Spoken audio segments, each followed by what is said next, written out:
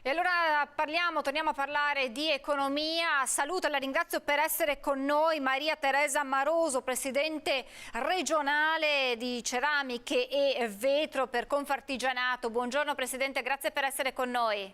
Buongiorno a lei e a tutti gli ascoltatori.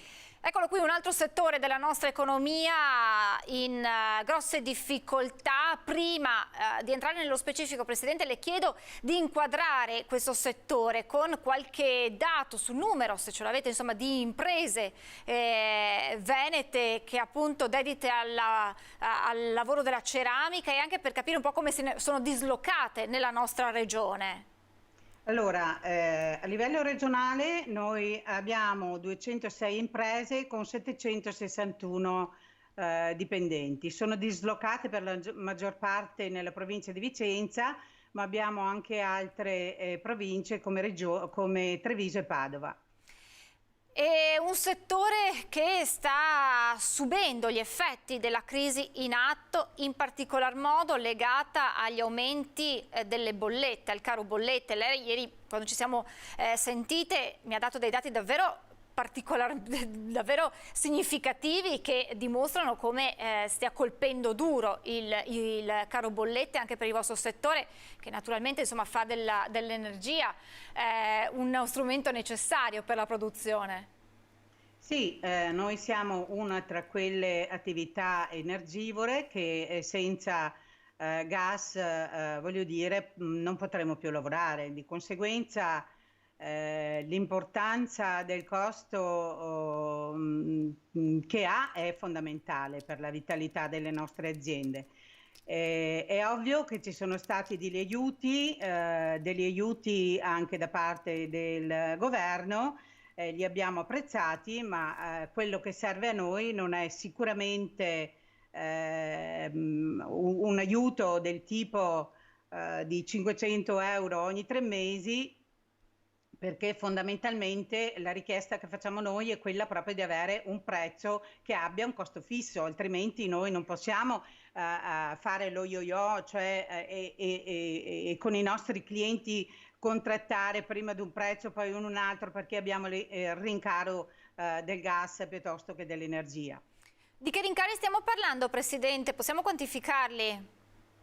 Sì, assolutamente. Noi abbiamo quintuplicato il costo del gas, nonostante, come le dicevo prima, ad aprile, per quanto riguarda aprile, maggio, giugno, abbiamo da parte del governo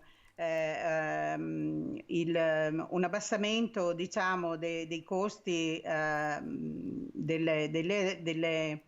costo del gas, e di conseguenza ci ha dato un aiuto di 560 euro a mese per le spese per il costo, insomma, diciamo che abbiamo, ma non sono sufficienti perché stiamo parlando di 3 mesi. Di conseguenza un costo quintuplicato così non ce la facciamo certo a reggere sul mercato, anche perché abbiamo altri mercati europei che hanno costi ben diversi dai nostri. Più o meno a quanto ammonta una bolletta di un laboratorio di ceramiche, tanto per capire quanto questi soldi di cui lei ha fatto accenno, arrivati dal governo, possono effettivamente aiutare? Allora, guardi, noi stiamo parlando di realtà che hanno dai 5 agli 8, dai 5 alle 8 persone che sono attive all'interno di una microazienda. Stiamo parlando di un costo preventivato già con l'aumento del 2021 da 2.250 euro, siamo arrivati a 3.600 euro, quindi abbiamo avuto un aumento a marzo ed aprile pari a 1,20 euro, 1,50 euro a metro cubo del gas, quindi per noi è estremamente fondamentale avere un prezzo fisso. Questa è la denuncia che ha fatto anche la nostra Confederazione, l'ha fatto stesso il nostro presidente regionale Roberto Boschetto, che peraltro dobbiamo anche dire che gli aumenti del gas c'erano anche prima di questa guerra in Ucraina. Di conseguenza non abbiamo capito questi balzelli, questi aumenti già da prima. Lei prima diceva abbiamo bisogno di un prezzo fisso perché non possiamo ogni volta con i clienti contrattare questo andamento altalenante dei prezzi, perché poi l'effetto è una ricaduta proprio sul cliente finale. Sì, E si rischia di assolutamente. creare quel circolo vizioso di cui parliamo ogni volta, ma che effettivamente rischia di verificarsi. Sì, effettivamente c'è questa problematica perché comunque anche il nostro settore ha diverse tipologie di clientela, no? Non tutti abbiamo gli stessi clienti, ci sono quelle aziende che hanno la possibilità di attivare un ragionamento e di conseguenza accettare anche un aumento del 25% del costo del metano, piuttosto che quelli che non hanno fatto gli aumenti dovuti, quindi sono rimasti inizialmente con 10% d'aumento. Ci troviamo adesso che sono costretti a riformulare quelli che sono i preventivi, ma non vengono accettati. Quindi per molti colleghi che abbiamo, il ripensamento è proprio quello di fermarci quantomeno un periodo per vedere se si stabilizza questo costo, ma sarà veramente difficile perché non vediamo nulla all'orizzonte che ci faccia pensare qualcosa di questo tipo. Stiamo parlando di realtà tutto sommato piccole, ci ha parlato di 7-8 dipendenti, quindi insomma sono realtà piccole che come riescono a sopravvivere? Diciamo che per come sono strutturate le nostre imprese, sono in ambito familiare, ma non ci sono solo quelli, ci sono anche colleghi che hanno 40 dipendenti, quindi non è la maggioranza purtroppo, ma ci sono anche queste belle realtà che dobbiamo continuare a coltivare. Però dobbiamo avere da parte del governo non solo i sostegni che per amor di Dio noi siamo ben contenti di avere, ma non è questa certo la strada per poter continuare a produrre in questo paese, e di conseguenza se chiudono le attività rimangono a casa le persone che lavorano con noi. È un rischio concreto quello della chiusura di alcuni laboratori?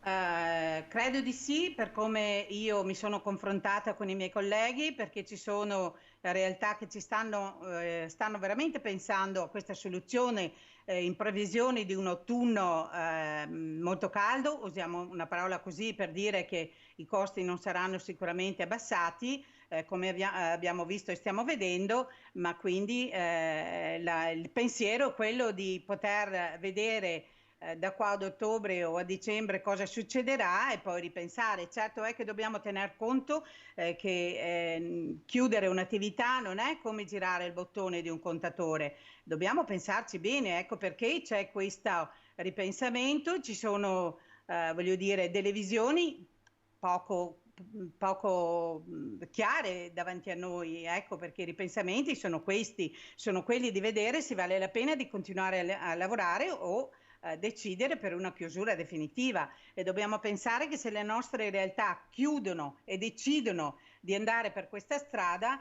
non sarà sicuramente poi, non ci sarà poi la possibilità di riaprire. Perché il peggio forse deve ancora arrivare.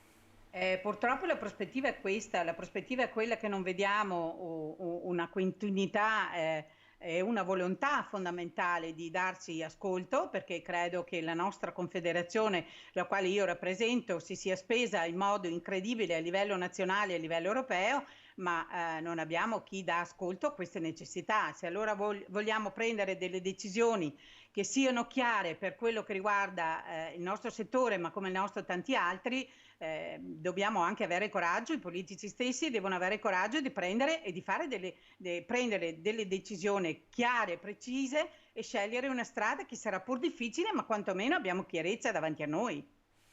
C'è poi anche per quanto riguarda il vostro settore un tema che riguarda in modo trasversale tanti settori della nostra economia ed è quello della carenza di personale. Abbiamo parlato di aziende più o meno grandi, anche alle volte a conduzione familiare, quindi è una tradizione che magari si tramanda di padre in figlio, ma alle volte questo patrimonio rischia di perdersi.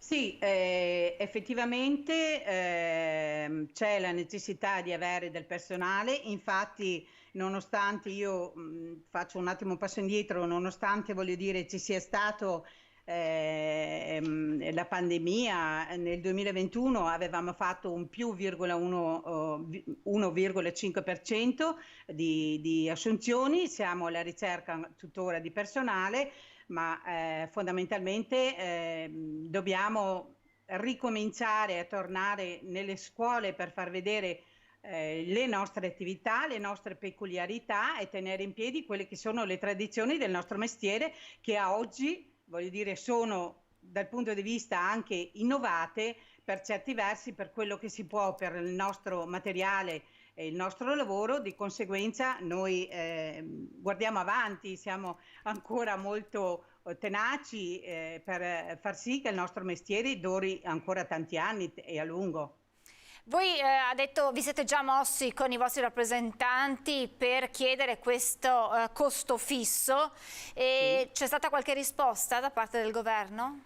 Da parte del governo siamo in attesa, adesso vediamo con gli ultimi decreti come possiamo fare, però torno a dire, noi siamo a ringraziare l'aiuto che dà il governo, però dare un aiuto per 3 mesi non è certo la strada che serve per mantenere attive le realtà come le nostre.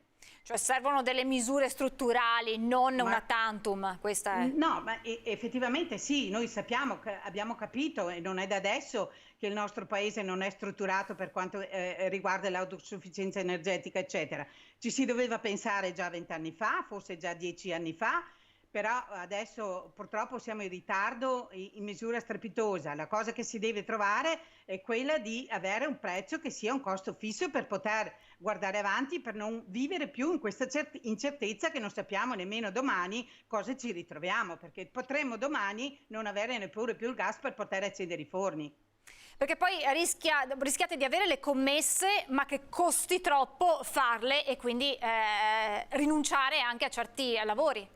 Ma assolutamente sì, il paradosso è proprio che c'è un ritorno per quanto riguarda, per quanto Prego. riguarda la richiesta, no? Abbiamo visto che è nata anche in pandemia, abbiamo capito il perché i trasporti sono talmente alti che non conviene e sono tornati a richiedere le commesse in Italia, ben venga questo, voglio dire, però da adesso noi dobbiamo trovare un'equità per quanto riguarda le materie prime, altrimenti ci ritroviamo con i ordini in mano a non poterli soddisfare. Grazie davvero Presidente, grazie per averci fatto conoscere un po' meglio il mondo della ceramica, altro patrimonio della nostra economia che ha bisogno però di un sostegno e di aiuti immediati per poter sopravvivere.